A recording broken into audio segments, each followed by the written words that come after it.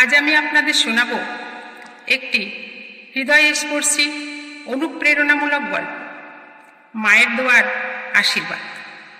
গল্পটি শেষ পর্যন্ত শুনলে ইনশাআল্লাহ জীবনের জন্য বড় শিক্ষা পাবেন। এক শহরে এক গরিব ছেলে ছিল। তার বাবা মারা গিয়েছিলেন, আর মা দিনমজুরির কাজ করে কোনোভাবে সংসার চালাতেন। ছেলেটি পড়াশোনায় খুব ভালো ছিল, কিন্তু মাঝে মাঝে অর্থের অভাবে প্রায়ই স্কুল ছেড়ে দেওয়ার মতো পরিস্থিতি হতো। একদিন ছেলেটি তার মাকে বলল, আম্মা, আমি বড় হয়ে অনেক টাকা আয় করতে চাই, আমি কি পারবো? আমাদের তো কিছুই নেই।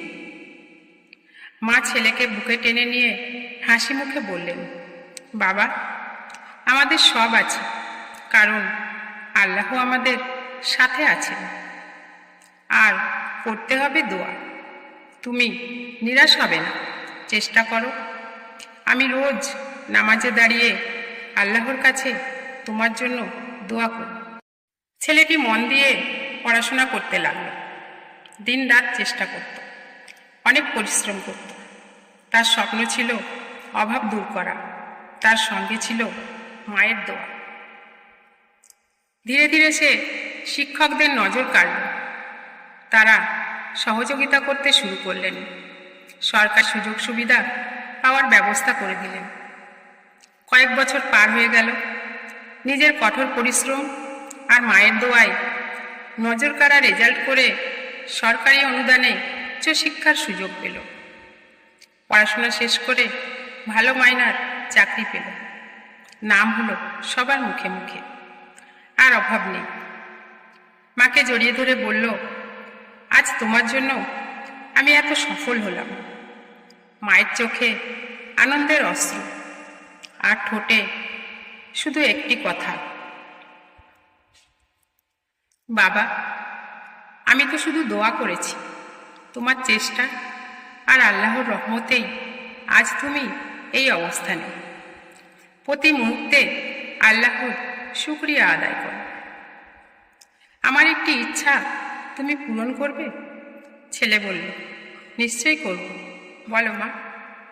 মা বলল, প্রতি মাসে একবার তোমার সেই ছোটবেলার স্কুলে যাবে, খোঁজ নেবে কোনো গরিব ছেলের টাকার জন্য পড়া বন্ধ না হয়।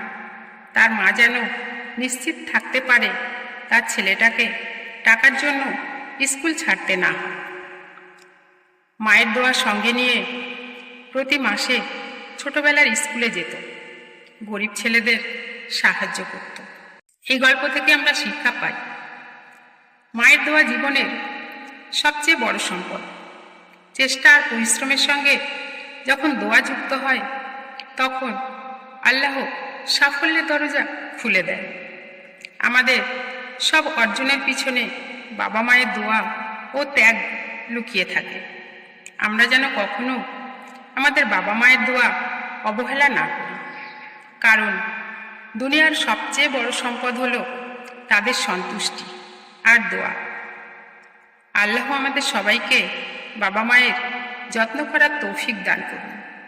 ভিডিওটি ভালো লাগলে একটা লাইক করুন, শেয়ার করুন, সাবস্ক্রাইব করে পাশে থাকুন।